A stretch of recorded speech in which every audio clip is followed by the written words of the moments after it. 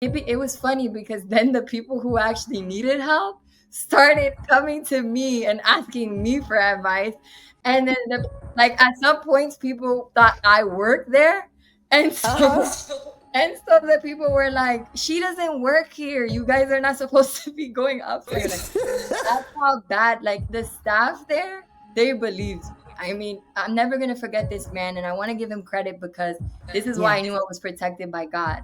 He said to me, he knew my story, and he was a staff member that worked there, an older gentleman, Haitian man. And he said, his name was Claude. He said, Demoree, you never have to, my mother-in-law always says this too, you never have to defend the truth. You don't have to defend the truth. He was like, God is the judge. Jesus is the lawyer, and the Holy Spirit is your witness. And he's like, you might have gone through this because God probably wanted to put you on your knees and restore your faith. He wanted to test you. And maybe this had to happen for you to restore your faith in him, and for you to change things, to change policies in the background, to change. Maybe this is what you had to go through.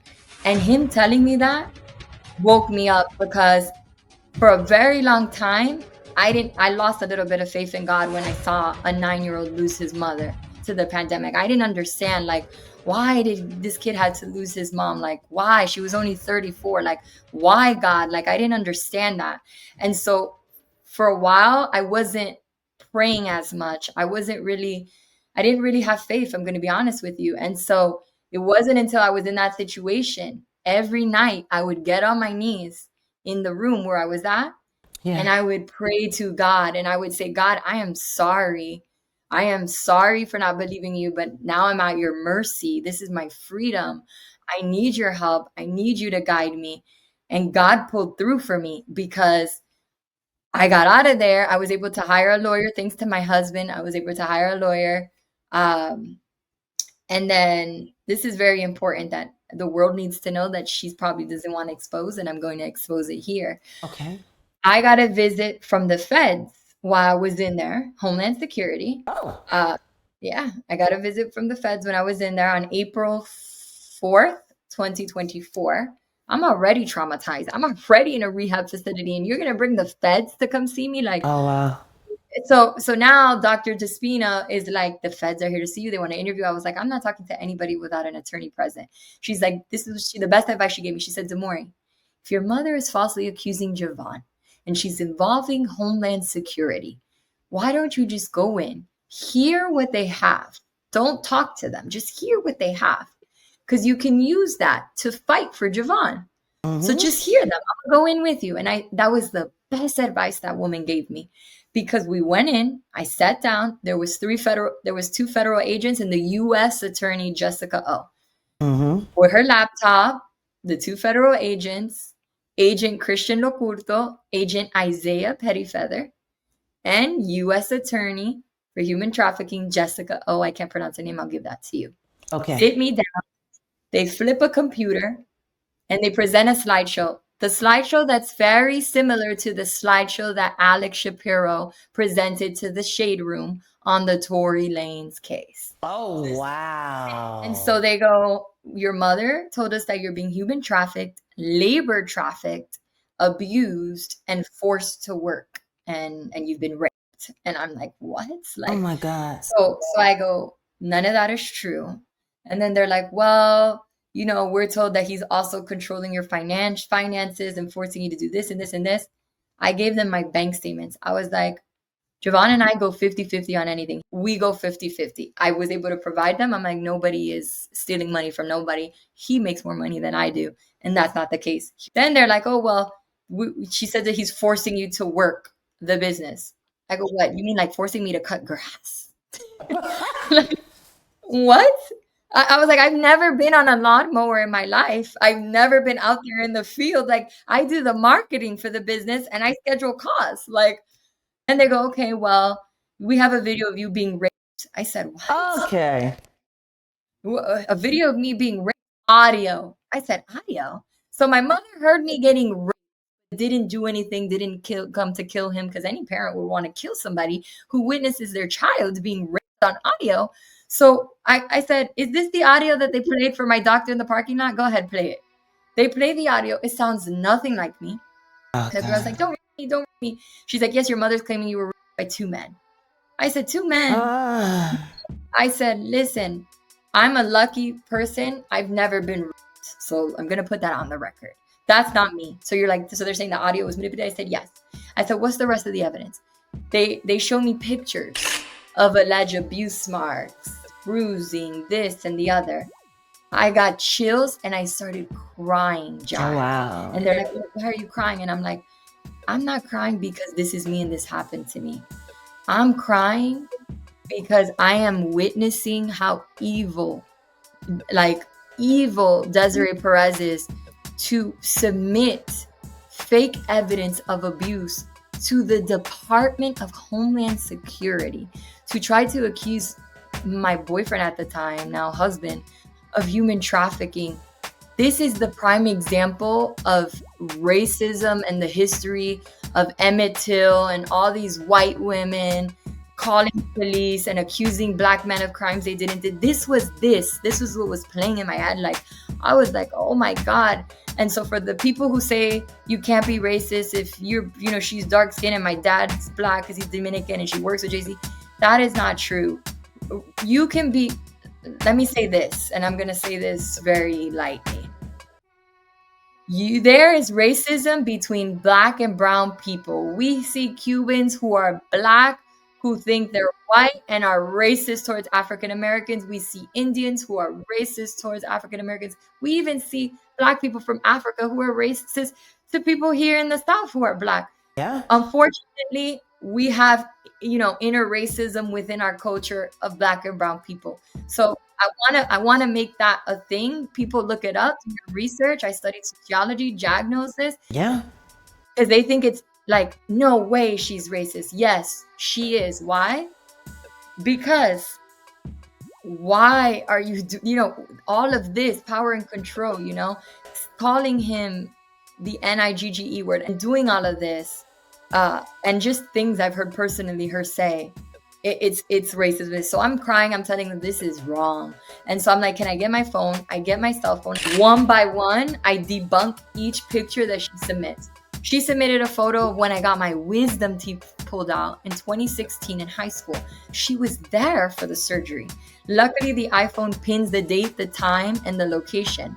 And I called my dentist. They gave Homeland Security the record that reflects that I did get surgery that day for all 4 wisdom teeth. And she told Homeland Security that the photo was a photo of me that Javon knocked my teeth out. But the photo, I took a picture because I used to blog, like to say, guys, look how swollen my face is from my wisdom teeth. Yeah. And she did that as evidence that Javon knocked my teeth out. Then there was another photo of, when I was cooking at the University of Connecticut and I burned myself and I went on live. She edited the audio off of my Snapchat and she submitted the burn like of it to say he burned me. And that leads to how I found out the phone. So March 24th, before the Baker Act, I had evidence that my phone was tampered with. I was on a jog and Javon literally said, your location is pinning to Roc Nation. And my best friend called me, your location is pinning to Roc Nation. I said, what? I opened my Find My and I see it says iPhone 2 has the Roc Nation's address. And I'm like, iPhone 2? I don't have a second iPhone. And why am I pinning to Roc Nation when I'm here in Miami? Screenshotted it. I contacted Apple, reported it. Even my Apple Watch was pinning to there. And long and behold, I go into my iCloud account and I see that all my data was downloaded to an iPhone number 2 at Roc Nation's address. It was labeled iPhone 2 and that they had all my information. I reported it to Apple. I had to get the iCloud deleted, make a new one, report the watch. I did all of that. Makes perfect sense how your being detained at Dania Beach was able to happen because God knows what all they were manipulating in your phone. And all of this came from the Roc Nation headquarters. Exactly. She was doing that, dumping it, doing phone dumping, all of that there. So I was able to get a new iCloud and a new phone. So to answer your previous question, I found out March 24th, 2024, that my phone was compromised. But luckily, Apple and with my iCloud and receipts, which I will provide, it'll show that she has had access to my phone since 2016. And I am the owner. And yes, I'm the owner and I pay for my phone. So she was able to hack the iCloud, clone the phone, and have access since 2016. So we're talking about 9 years. For Yes. 9 years, your mother Yes. has been prying into your life. So when you go back now and you look at everything that has happened, and then you look at the timeline, which is why I'm glad we're taking this time to do this, really extensive breakdown of everything. She was literally in control and able to track your movements, to know when to do everything. This is a lot of attention, negative attention. It's I'm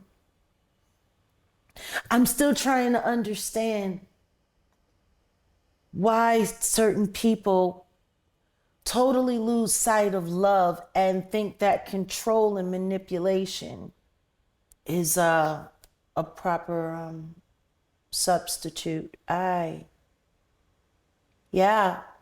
This is terrible. No, it's terrible. And I found that out again March 24th, going back to the Homeland Security incident. I was able to prove one by one, and I can give you the photos. Like the burn photo with me cooking was not Javon abusing me. There was a picture of like my legs. So on October 2023, we went to a football game and I freaking fell in front of everybody in the parking lot. There was a hole in the parking lot and I fell through the hole, lost my sneaker. The parking lot people had to block it out. It was terrible. I literally sent pictures to my whole family, put it on Instagram. She saved it, cropped out the video audio, and submitted that as like, oh, Javon beat her up. Like photos of like when I was at a car accident in back in 2016 and I had to, do physical therapy for my car accident. Pictures of my injuries from my car accident were used and submitted to Homeland Security as so-called abuse photos. And so when I was able to prove everything to Homeland, they're like, look, we're sorry for what you're going through. If we have any more questions, we'll contact you and Javon when you get out of here. They left. Then very next day, Javon gets arrested for the second time. And I'm finding this out while I'm in there. And apparently he's getting arrested on April 5th, 2024 for the September 11th incident where they didn't arrest him. Oh my God. So, oh wow, okay. So we just recycling and rebooting and remixing and this is a lot. This is a lot. So he gets arrested and I give my mother-in-law the agent's number from Homeland and I go call her because she saw that it was BS. And she tells her, it must be that she's taking it to different agencies because I'm sorry for what your son is going through. This is terrible. So like nobody understands how he's being arrested on April 5th for an incident where he didn't get arrested on the day of. You know what I'm saying? And so at that point, he makes bail the next day, April 6th. On April 5th, I get served with a petition for guardianship, my mother claiming that I'm incapacitated and that I have to go to a hearing to not lose my rights because she's claiming I'm incapacitated, I'm a drug addict, and she lists Liz Frahella, my old boss from my company, as a witness to my drug addiction. Oh wow, okay. And this is it's insane. I wish there was. I've been trying my hardest not to say anything to accuse you, but this is insane. There's no other way to describe it. This is absolutely insane. And of course, I believe you. She finds out that Homeland doesn't go anywhere. He makes bail on the 6th. And then Dr. Bobar finds out about my interview with Homeland Security. He comes in. Now he comes in. Dr. Despina calls him and says, this is bad. This girl was able to dispute all the evidence. She puts him on the phone with me and he's apologizing to me. I'm so sorry for what I did to you. Please forgive me. I have to finesse, right? Because I'm still in there. It's okay. It's okay. No, it's not okay. But he's admitting to me on the phone that he messed up and essentially in an indirect way saying that he got bought by my mother. But again, that was on the phone. I don't have the phone call, but I'm going to put that out there. That did happen. Well, just for your sake and our sake, we'll say allegedly. Allegedly, yes. That's what happened. But considering that this woman is giving her own eyewitness account and she was of sound mind and being, I think we can all believe what you're saying here. Exactly. And so he says, don't worry, I'm going to get the guardianship thrown out. And I said, well, how could you do that? He goes, I know the people on the board, don't worry. So I'm like, okay. But at this point, my attorney were prepared because my Marchman Act hearing was Tuesday, April 9th. So next thing you know, the next day, April 6th, she voluntarily dismisses the Marchman Act. My hearing gets canceled. And then I'm told that the guardianship is going to get transferred to Miami-Dade. I'm not allowed, I'm not released. I go, so if it got dismissed, why can I not leave? It's Saturday. No, you have to wait till Monday. So now I have to stay another 2 days. On Monday, I get released, which is April 8th, 2024, because she voluntarily dismisses the Marchman because she knew she was going to make a fool out of herself. And I want let the record reflect the attorney hired to do that was Alan Levine from Broward. And he had all the evidence that I didn't qualify and still pursued this Marchman Act. I get released, and as I'm getting released, Javon is getting arrested for the third time. Yeah, I was just, nobody said so. I'm gonna detain you for now, all right? All right. Just for now. No. What I was saying was, nobody's at this house. Oh, perfect, yeah. And this is 3 arrests in less than 1 year. Like people, no, I mean, I really want to, this is, hit you over and over again. So now he's arrested for the 3rd time. His dear mother, oh, God bless her soul. I'm on the phone with her in an Uber. By the way, being followed by a private investigator, like I see him following me. I'm on the phone with her and she's like, hold on, your brother-in-law's calling me. And she's merging him and she's like, Javon is getting arrested. And she's like, what? He just made bail on Saturday for what? And, you know, to summarize it, long and behold, what happened was the private investigators, specifically one who was unlicensed, Raymond Gonzalez, who was in there with Justin Gonzalez, Jeffrey Brown, Stephen Victor, all these people who participated, who were staying in the house across the street, specifically Raymond Gonzalez, he was unlicensed, pulls up to the scene when police arrive. They arrest Javon. They say they don't know why. They're like, we're going to handcuff you. We need to figure out why we're arresting you. We just got a call from a sergeant saying that we needed to come and arrest you. This is all on body cam. Raymond Gonzalez pops up with the stay away order because a judge automatically grants a stay away order in a DV case if the victim is not there to say I don't want it. I wasn't there. That's her plan worked. I was in life skills.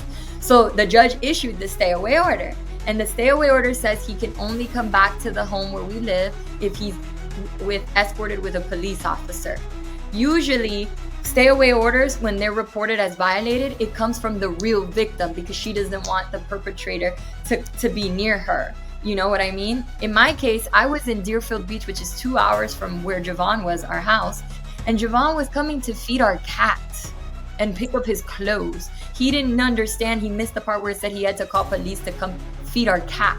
So what does my mother do? She has Raymond Gonzalez provide the officers with the stay away order so that they have a legitimate reason to make an arrest. And body cam footage shows the officers basically saying, yeah, man, her mother is the CEO of this big music company. Bro, listen, I don't know what you got going on with this girl, but she's trouble, bro. She's putting you through all this. Give me 1 second. All right, thank you. With Ms. Demoree? Demoree. Yeah, you guys just dating? Yeah, just dating. For what, like 13 years? Yeah, for a long, well, first No year. kids, right? Nah, no kids. Just dating. Yeah, And living together. Right, Y'all ain't married? Nah, just trying to get my business right. Yeah. But guys, be careful with this girl, man. Or the situation. Be careful with the situation.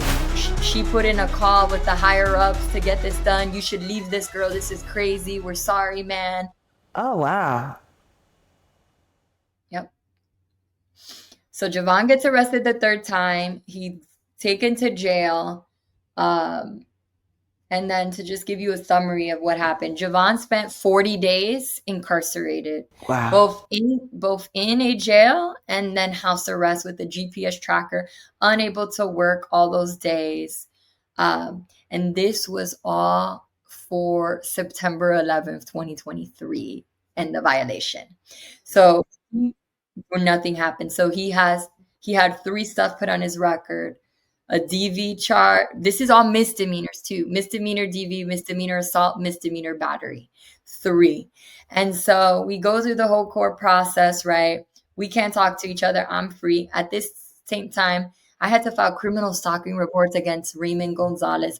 All these unlicensed PIs who continued to follow me and watch me from across the street. Very creepy. Like, I was scared. I was sleeping alone in this house couldn't talk to Javon, couldn't talk to my mother-in-law because of the stay away order. You know, I had to testify in the state attorney's office on April 26th when I witnessed Laura Gatz, an attorney hired by my mother to represent Milaides and Olga Sayas, the supposed witnesses from the September 11th attack, showed up at the same time. If anybody knows when a witness is going to go testify at the state attorney's office, that's confidential information. The state doesn't release that to anybody for their safety. This lady knew the time that I was there. I was supposed to be there. She checks in. What she doesn't know is I was behind the door, and there's like a little window. And she tells the receptionist, "Did Demoree Lopez Perez arrive?" And then she's like, the receptionist is like, "Are you her attorney?" She goes, "Yes, I'm her attorney, Laura Gatz. I just wanted to verify if she's here yet. She's scheduled to meet with the prosecutor at 9 a.m. She's like, "Oh yeah, she's there. Do you want to go sit with your client?" She's like, No, it's okay. I'll wait here." And I'm like, what? I'm like, huh? So at that point, the prosecutor, Josephine Farrow, comes down. I tell her, "Listen, she's not supposed to be here. This is witness intimidation. She's lying, da-da-da." They talk to her. They tell her she's not supposed to be here. They tell her basically like, how did you know? And she tries to say that it was a scheduling error, that she didn't know because she had a meeting earlier that day with the prosecutor, but the prosecutor canceled this. She's like, "I didn't see it. I didn't know." That's a lie. I was followed to the courthouse. I have proof of that. I saw the guy following me. And then now my mom's, an attorney that my mom hired. The second attorney your mother hired to represent you without your knowledge, consent. Oh, wow. On a case that had already been dismissed before. And it wasn't Laura. So Laura Gatz wasn't licensed in the state of Florida. She was working pro vice under an attorney named Jessica Castro Pedraja. Jessica Castro Pedraja was representing the witness Olga Sayas, because she spoke Spanish, and Laura Gatz was representing Milaides Garcia. So, and just so you know, in misdemeanor cases, usually witnesses don't get attorneys. No, it's not common. So the fact that they got attorneys, why? Because at that point they had changed their stories 3 different times. So just to give you context. So now this Laura Gatz is here pretending to be my lawyer. I hear her. The state attorney's like, "You can't be here. How did you know about the appointment?" I go up with the state attorney. I give her my testimony. I tell her that none of this is true. I even write a letter just in case, because I don't trust anybody. I write a letter. I'm like, this is my sworn statement too, just in case verbally my words get misconstrued. That's in the court docket, public record. I'll provide that to you. She apologizes to me. She feels so bad for me that she escorts me all the way down to the lobby and has a police officer in the court take me to my car because of Gatz showing up there trying to intimidate me, with me telling her an investigator followed me here, with me telling her I'm being harassed, like this is crazy, drop these charges, this is all a lie, she's influencing you, this and that. So I go home, cool. The very next day, I get served with a lawsuit from Desiree Perez. Yeah. You know, this kind of reminds me of like a horror film where every time you think the bad guy is down and it's over, they come back up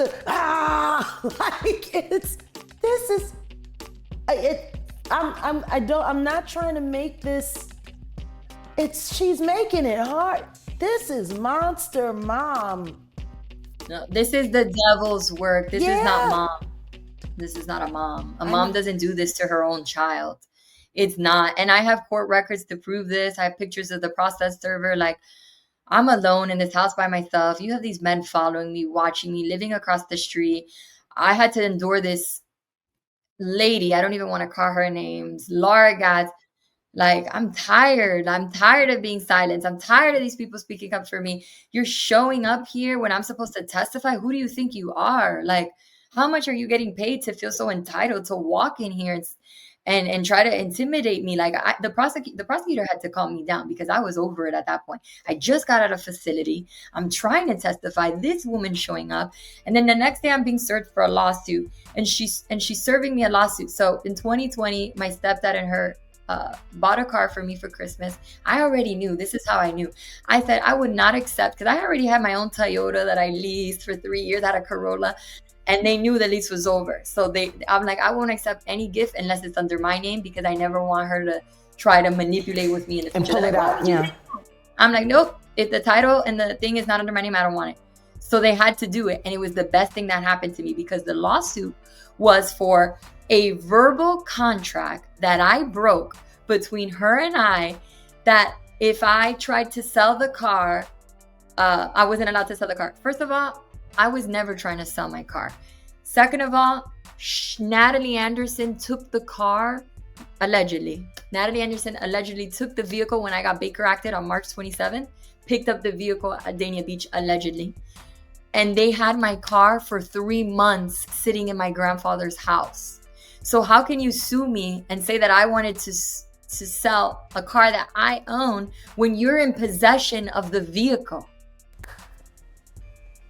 Makes no sense. A frivolous lawsuit to emotionally, and then she claimed emotional distress and requested that I pay her $150,000 for emotional distress. When you're a multimillionaire and you're asking your daughter for money on emotional distress, when all you've done my whole entire life has caused me emotional distress.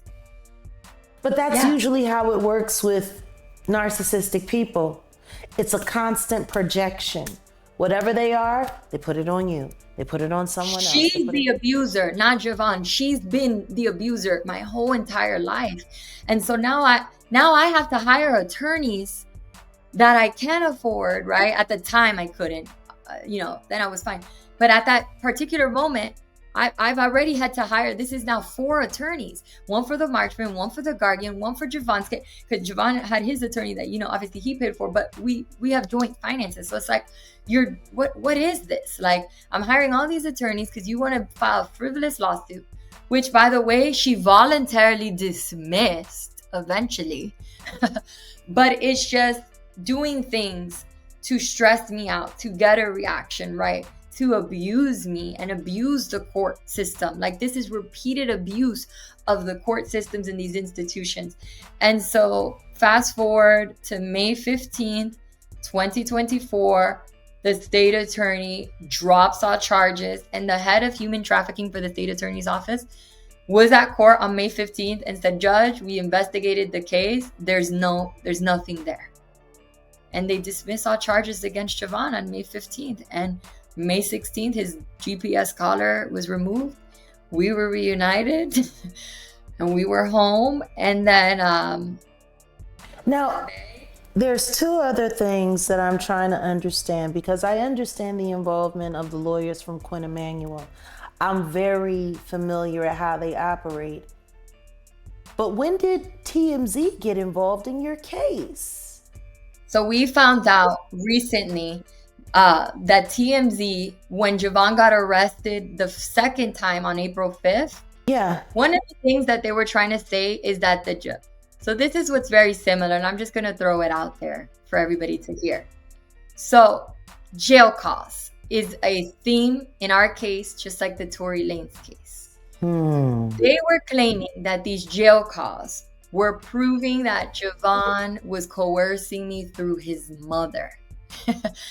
When his mother was talking to him about feeding our pets, and they were trying to allege that there was some type of code for feeding the cat, meant like forcing Demoree to go back home, or like just craziness, Jack. Craziness. Eating the cat. So kind of Yes. like Pizzagate. Yeah, like Pizzagate, like this conspiracy.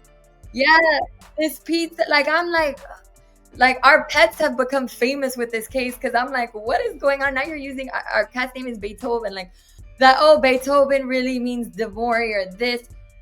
There was nothing. The only thing that he communicated to his mother, because I didn't have a car, because they took my car and then they sued me for my car, was, Mom, let her know to use my vehicle, because his vehicle was at his mom's house. Just his brother came, drove the vehicle to me, so I would have a car to move around. And so the state attorney was like, no, there's nothing in the jail cause where anybody's forcing anybody, because that's what they were trying to do to keep him in jail and say that he's violating the stay away order, because the stay away orders, you can't have like third party communications. So they were trying to claim third party communications. So, which, by the way, the state didn't even know how they got those jail calls, which is the same thing with the Tory case. So that's another thing in itself, is how did you get the jail calls before the state attorney's office? And so to answer your question with TMZ was emailing the state attorney requesting for the jail calls, for them to do a story, and requesting access to come to court for Javon's hearings. And to, I guess, do a bad story, who else would reach out to TMZ? Because I wasn't reaching out to TMZ to release jail calls, trying to say listen to me. TMZ, they keep my name in their mouth at all of the wrong times and for all of the wrong things. But this is the thing, I'm a public figure. I've been a recording artist since forever. I've been in the business for over 30 years. It makes sense that they should talk about me, especially when I'm doing things that I'm doing. For them to be interested in Tory Lanez's case, these are all industry things. Mm-hmm. You and Javon aren't industry in any way, regardless of who your mother is. You're not industry. Even the job that she got you, it has absolutely nothing to do with being a public figure in any way, shape, or form. So why would TMZ be interested in two normal citizens who have nothing to do with anything that they talk about, and then request to be in the courtroom? And the producer's name, who identified herself in the email, which I will provide to you, is Jennifer Delgado. Mm-hmm. Yes. I'm not surprised. Yes. So she identifies herself in the email requesting to be present. The state, thank God for me, the prosecutor did not fall for that. But Quinn and Emmanuel was getting involved, and Alex Spiro, and the list of these high profile attorneys. I mean, there was over 15 attorneys. Yeah, and Laura Gatz introduced Alex Spiro as this attorney that works for Roc Nation and high profiles and representing so this is all on email. We want to request a meeting with your district attorney, Catherine Rundo, on this case, because we really think that he should be charged for this, and the other. And there's emails of meetings that were supposed to happen but got rescheduled, or might have happened, between Alex Spiro, the district attorney, and the state, Laura Gatz, and all these high-profile people. For 3 misdemeanor charges that went nowhere. The 3 misdemeanor charges that went nowhere, that they were trying to meet with Catherine Rundle and the state attorney's office to press charges. They, Quinn and Emmanuel, Alex Spiro, Laura Gatz, all of them, Barbara Martinez, all of them were trying to have meetings. They even had phone calls to basically influence and intimidate, name drop, Roc Nation this. You should charge him. Yeah. And thank the good old Lord that didn't work, because they didn't charge him. And it was later discovered that human trafficking only got involved because Barbara Martinez worked with the U.S. attorney and made that interview happen. So this is all money, power, politics, corruption, name dropping, brand dropping. Roc Nation, this I represent. Megan Pete, I represent this person. And it's all to separate you from one of the most stable relationships in your life. Yeah, and you know that's crazy that you say that. Yeah, besides my grandfather, by the way, he's identical to my grandfather. That's why I think I'm attracted to him. That's a good psychological evaluation, Jag. He's identical to my grandfather. That's why I think I'm like so in love with him, because it's the most stable relationship. Wow, that's a really good call. I didn't even notice that until you said it. It's true. It is. And all of that being said, oh my God, how would you, you know what, there's no nice way of saying this. How are you and Javon doing after all of this? Now, I love that you asked that question, because this is not something cutesy perfect. Most people would have been separated, and we even discussed that. And to be honest, I told him, I said, if you want to leave me, I don't blame you, because I don't think I would be with you if your mama put me through this. So if you don't want to be with me, I get it. But I will always defend you, and I will go through the rest of this, fighting for justice process with you, because you deserve that. Wrong is wrong, right is right. You don't have to be my boyfriend for that. I'm going to do that for anybody. If this was being done to my best friend or my neighbor, I'm going to speak the truth, and I'm not going to fall for all the but BS. He's one of your best, oldest, my dearest friends. It was easy. And so it was hard. It was hard because, we have PTSD from this. We try to lay low. We don't want to go out in the public. We're coming after some high profile individuals. We're scared for our safety. We're scared because people are being shadow banned. Blogs are being threatened. Copyright infringement reports are being reported when there is no copyright. I own the picture. People are being silenced from talking about this. DJ Academics, The Shade Room, TMZ. People are being bought. People are scared. And it's like, this is a free world. This is freedom of speech. Let's stop censoring people. Let's stop bullying people like poor Milagro. If she doesn't like Megan Pete and doesn't believe that Megan is telling the truth, she's entitled to that. Who are you to control the narrative? Who are you to silence her? Who are you to sue her or sue another blogger or intimidate academics or intimidate? Can I be honest with you? Regarding that, I got a little tea for you on what that's all about, really. Yeah. So again, like, who are you? Like, just because you're the CEO of Roc Nation, just because you know high-profile people, you have a partnership with the NFL, just because you represent these artists, doesn't mean that you can use attorneys and law firms and unlicensed and licensed private investigators. Tony Busby was on point with the unlicensed PIs, because it happened in my case. It happened in Tori's case. It's happening in everybody's case, right? It's a pattern of abuse. It's happening in everybody's case. So let's cut it out. Let's stop abusing the legal system, and let's really see that this is a problem. This is not okay. You cannot be abusing people, bullying people. And if she did this to me, I am not surprised that this is happening to everybody else. And people who say this is the conspiracy theory, or people who want to, question this. No, it's real. It happened to me. I have evidence. It's happening to people as we speak. There's people who are innocent sitting in jail that should not be sitting in jail. And in the United States of America, we are all entitled for a fair, equal trial. Innocent until proven guilty. Due process. So I'm going to say it here because I want to say it here. It doesn't matter if a crime was committed or not. You have to be able to prove that a crime was committed, and you have to investigate in an ethical proper, legitimate way. In Javon's case, there was no proper investigation. There was no legitimate way. Influence, power, money, phone calls, emails, intimidation tactics, all of that was used to try to prosecute somebody who did not have a probable cause to be arrested. That happened in Javon's case. That happened in Tori's case. And I wasn't there, so I can't tell you if somebody was shot or not. I wasn't there. But what I can tell you is, just from researching, just from reading, there was no fair trial. There was no forensics that was presented. There was no due process.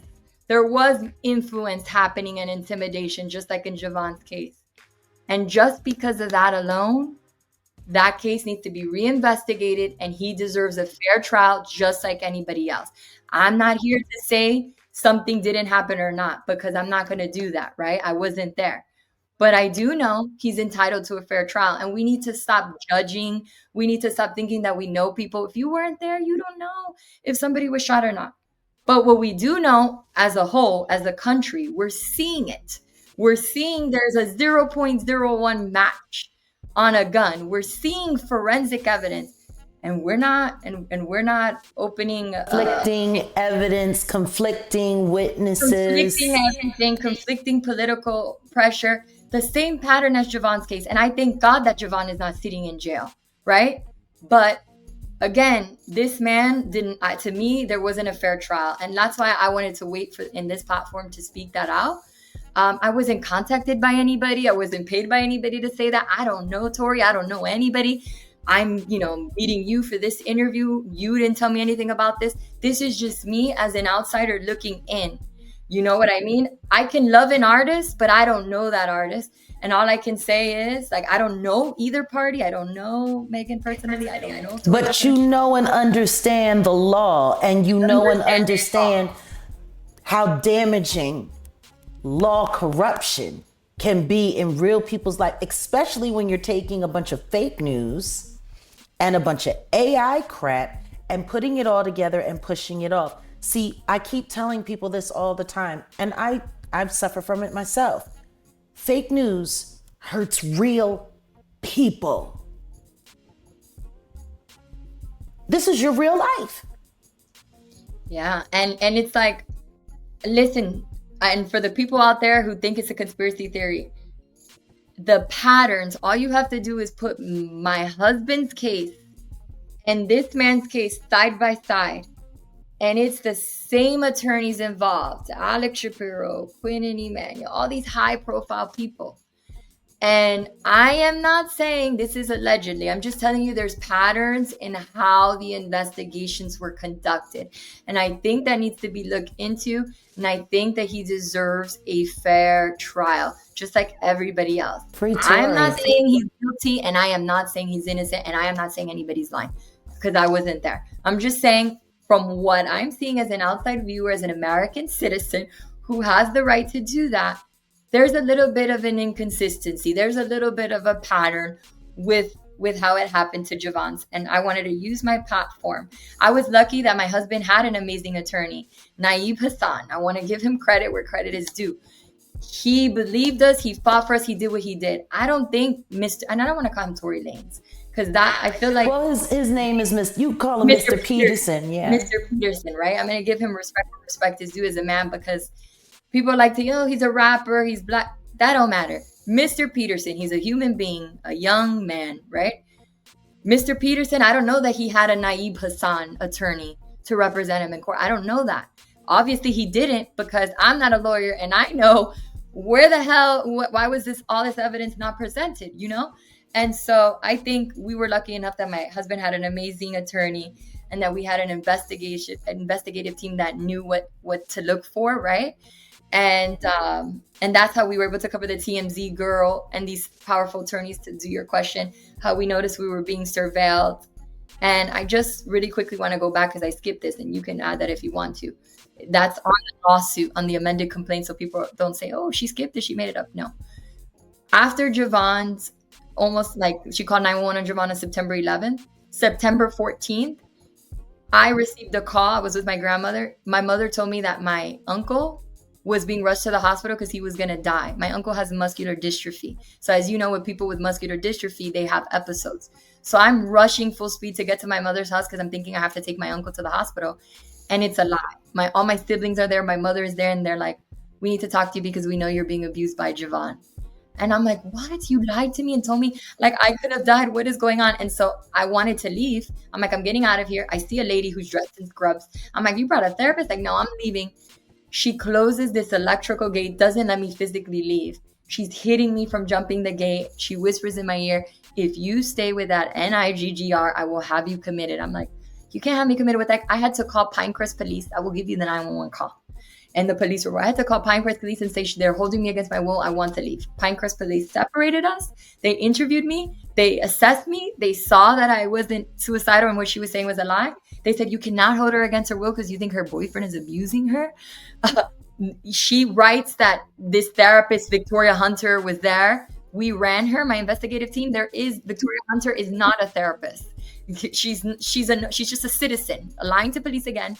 I had to take an Uber, went to my mother-in-law's house, and then that's when we moved out in October. So I skipped that part, and I want you to know that because that's 3 attempts to have me institutionalized in one way or another. Yeah. What are you guys hoping to achieve with your suit, with your case? So to be 100% honest with you, and I told you this off record, my husband never wanted to sue Desiree Perez or anybody. He still gave her that grace as my mother. The only reason we were basically forced to have to do this because the harassment does not stop. So when we, hired our attorney, Hilton Napoleon, who's an amazing attorney, salute to Hilton Napoleon, salute to Naeem Hassan, who was Javon's lawyer, salute to them, salute to our investigative team who want to remain private for their safety, obviously. Hilton Napoleon and Javon, we're trying to give her grace. We're in contact with Barbara Martinez and her team, trying to, let's mediate this, let's talk because this is your daughter, this and that. I said, listen, I know my mother. It's not going to work. The day before we had a meeting to just have a conversation, all of us with our attorneys, she cancels the meeting and serves my husband with a lawsuit, suing him for $5 million for emotional distress and alleged wiretapping, saying that he coerced me to give him access to the cameras in my grandfather's house. And she puts Olga Sayas as a witness, Milagros Garcia as a witness, and the third witness is a Roc Nation employee who is working illegally under the table, getting paid cash, cleaning, part of the cleaning crew at Roc Nation. Their whole cleaning crew is undocumented, getting paid cash under the table illegally because she gets to pay them low wages. She happens to be my cousin who came from Cuba and got that job and moved to New York because I helped her leave from a domestic violence situation with her husband. Which is insane because this was literally your line of work. You went to college so that you could be there and stand in the gap for people and help people transition to a healthier you wouldn't believe it. It's just crazy. And so I got convinced my mom I'm like, Mom, let her live with my cousin up there. She'll split rent, give her a job. My mom gives her the job, this and that. She's working there. And next thing you know, she's a witness on a lawsuit against my husband. She doesn't speak English, has never spoken to my husband, has never lived. By the way, she's never lived in the house with us ever. She lives in New York. We have her background. We can give you that. And the sad part is in the lawsuit against Javon, the dates that they're putting that she witnessed stuff, we have proof she was I did a change of address in the immigration court in New York, in Miami for New York. So I have her alien document papers to prove she's registered and lives in New York. And she's not even legal. And she's falsifying affidavits and listed as a witness on this lawsuit. And my mother is allowing this, not caring because she just needs fake witnesses, risking her from getting deported because we're in the worst time for that. And she's listed on the lawsuit. So they're suing him for $5 million. So at that point, Javon was like, okay, you're right. She's not going to stop. And I was like, exactly. And so then I filed my lawsuit against everybody involved. that you guys all see. That's public record. That's an amended complaint. And now my poor husband is fighting back these frivolous lawsuits from her. And my hope and my goal for this is for the harassment to stop, for justice to be served, for the judge in federal court to see this is a pattern of abuse. This is a pattern of high paid individuals and Roc Nation and all these attorneys conspiring and working together to abuse the system. And it needs to be stopped, and people need to be held accountable. And we just want to live a normal life and for the harassment to stop. That's the goal. I understand how you feel. I do. But I also understand and admire your willingness to fight for your life. This is your life. Nobody, it doesn't matter if they're your parent or not, they do not have the right to dictate your journey. They do not have that right. Parents, we can help, we can encourage, we can give advice. But when it gets to the point where we start using government corruption, allegedly paying people off to corral you into forcing you to do, no, that's not parenting. That's terrorism. And you and your husband have been terrorized. And what she doesn't realize is she's really hurting me more than him. And it's sad because I don't know if it's that she doesn't realize. What I've come to learn about people who suffer from these things is they don't have the capacity to care. And they don't care. She's more worried about her image and her position than me. She's more worried about her image and position than human beings. Like the simple fact that you could tell me that she's wasted on one of these lawsuits up to $2 million putting all of this stuff together. It's public record. She puts that in the lawsuit against Javon. Yeah. She spent over $2 million orchestrating all of this. And then the fact that people are just going along with it. They're going along with it because it's her and it's her word versus mine. And, I'm this person. I'm the CEO of Roc Nation. Why would you believe this girl? And, she's crazy and she's this. We shouldn't even know you. Yeah, you shouldn't know me. That's the thing. We shouldn't even know you to judge anything about this. You're a private citizen, hardworking, good folk. Have your own business. Don't want any trouble. You weren't looking for the limelight. You've turned it down, the both of you, at every turn. Yeah, we did. We shouldn't even know you, Demoree. But no, and I've lived a private life up until this. I want the people to know I've been forced to do this because I'm literally being bullied and cornered. And I've tried everything. And my husband has tried everything to avoid coming out to the media, to avoid doing this. But this is how a bully and a narcissist will respond when all she cares about is the image and the position.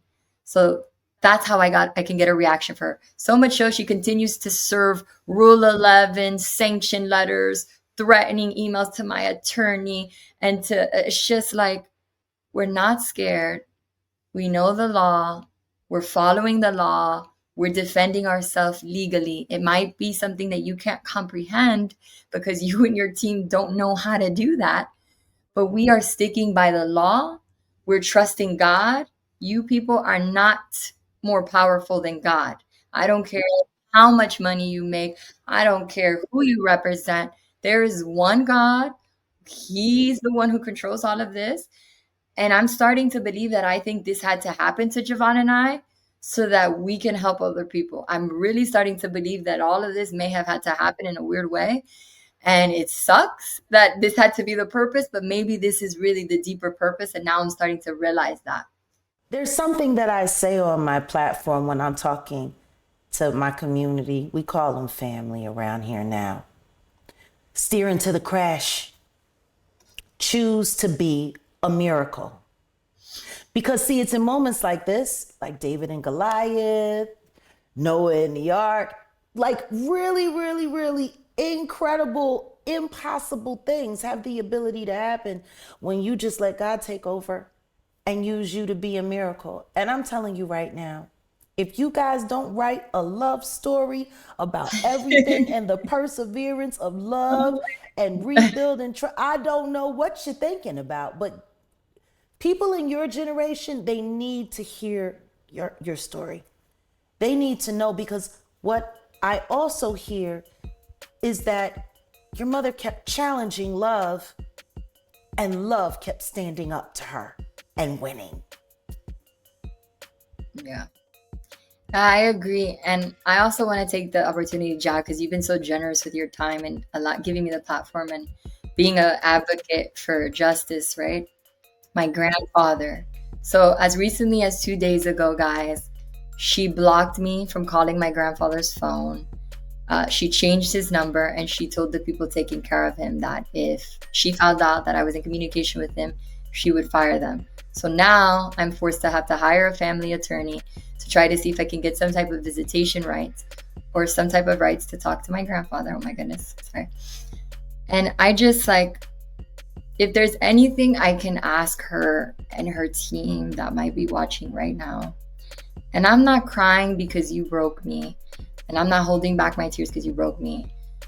I'm emotional right now asking you this because, please, you're hurting my grandfather by doing this. Continue to hurt me and attack me. Continue to hurt my husband if you want to. He'll take the heat as he has, he says. Please don't hurt my abuelo. Please stop hurting my grandfather. He's asking to see me. He's telling the people that he wants to talk to me. Please just let me talk to him. Please don't do that to me. Don't do that to him, really, because it's a disservice to him and it's going to break him. This is the man that raised me my whole entire life. I'm not crying because of you. No, I'm crying because of him, because I can feel how much he's hurting. I can feel it when people are telling me he wants to talk to you. So don't do that. Don't use him into this. Hurt everybody else, but don't hurt him. And that's what I wanted to take the opportunity to say here. Well, me and you, we also talked about this, and your grandfather is at a very delicate stage in his older life. And I told you I went through the same with my dad. And I'm telling you right now, the people that they love, that they remember, are so important and so key. And just you talking about how even when he first started, going down this path in his life, the way you and Javon were active with him and how good it is with him, whether they know it or not, you are forcing him to regress and convalesce 3 times faster than he normally would. This has to end. And I'm telling you, me and my people, we're behind you. Now that we've gotten this done, once we finish with all of the evidence and we make the full presentation, I'm going to be sending this to the FBI and my contacts there. And I'm going to be asking America's Future to support you and Javon publicly. We got to get behind you, because this should not be happening to you. There's no excuse for it. And that's what makes what you're doing so amazing. Because both of you could have folded at any time. But when you see real strong, God-fearing people, you get behind it. And we're behind you all the way. We're going to make sure that people in the government are looking at this story, because it's egregious. It's disgusting. And you're good people. And the part that bothers me most when it comes to your mom in this regard is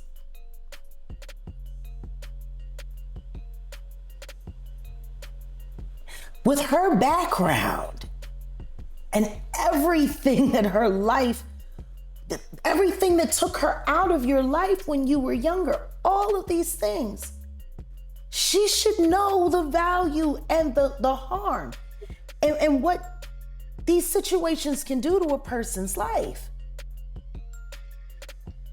And for her to just over and over again abuse the system, All of this just because she wants to control who you love. It's too much. Yeah. It's too much. He tried to Britney Spears me, because when you do a guardianship, it's taking away rights. And to put on the record for people who might be going through something and think it's related, the investigative company that also was involved in surveilling us and all that stuff was CTS Research Inc. in New York City, but they have offices here in Florida. PHLNAX, I said that in the beginning. And then the officers from Broward Sheriff's Office that I'm suing that were there during the abduction and the illegal Baker Act was Officer Jordan Dennis and Officer Joseph Reyes. And I just wanted to make sure I get everybody's name out there so that whoever is watching this can look into it, whoever might be in, government, to really pay attention to this case and hold everybody accountable that was involved and participated in this. This is going to make it to the right ears. I promise you that. I won't stop until it does. And I appreciate that. I appreciate your support and the platform. And I know this was long, but it's like Hilton says in the beginning of the complaint, you won't believe it until you see it. Like, it's just a timeline of chaos and craziness. And the good news in our case is we have the proof.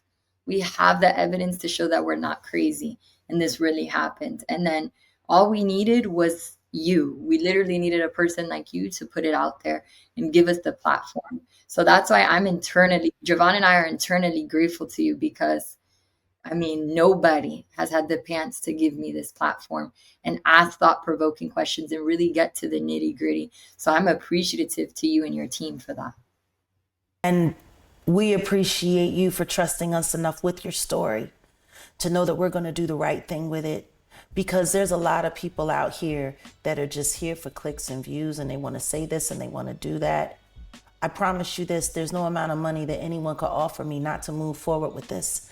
And there is nothing that they can threaten or they can pressure me with that would stop me from moving forward. We are going to see your story through to the end, to the very happy ending. You have us. And I appreciate it. And I want to let the public know they did file a gag order. This is public record. I could talk about that, trying to gag me. I have to wait for the judge to rule. If that is granted, if you don't hear from me publicly, that is why. It's not because I've been scared. It's not because I'm not going to go through, because I know a lot of people want me to go through, and I am. And because, they have their things that they're hoping, will come through with my case. And so I'm not scared. I haven't been silenced. If you don't hear from me, it's because I was gagged, and you can look it up. The case is public record, so you can follow there. And then I'm sure JAG is going to continue to keep if I'm gagged, right? Yes. So, and I want to let them know that so they don't think I got scared and quieted down. Yeah, because that's what they would want you to think. That's what they do. They put a gag order on you. They silence you. They put a conservatorship on you. And then while you legally can't say anything, they're there saying everything. They over and over and over again. But you know what? I think that man at the hospital was right. This is your David and Goliath story, you and Javon. And I think it's gonna turn out just fine. Yeah, it's crazy. I have faith, because I think that's one of the things you asked me, like, do you think you're gonna get justice? Yeah, I do. And it's not because I think we're better than anybody. I just think because our team is small and mighty, but when people are small and mighty, they're hungrier. And when you have a team that are full of minorities and they're really advocates of justice and they really hate injustice, it makes them work harder and love to work harder. And we've been blessed with a team that hates injustice and that they're going to fight this to the end. And I think that it's not that we're lucky or fortunate. No, I think we're going to win and we're going to get justice because I think it was written this way so that we can help others who haven't. Yeah.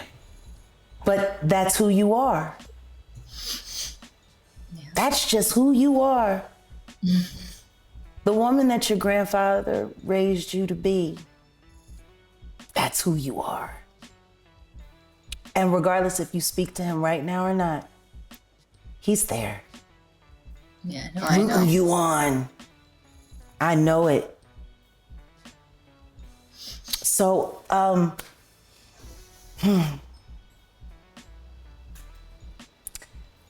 we've been through a lot. Was it good? I gave you everything. Great. It was great. And it was honest, but more than anything, it's you.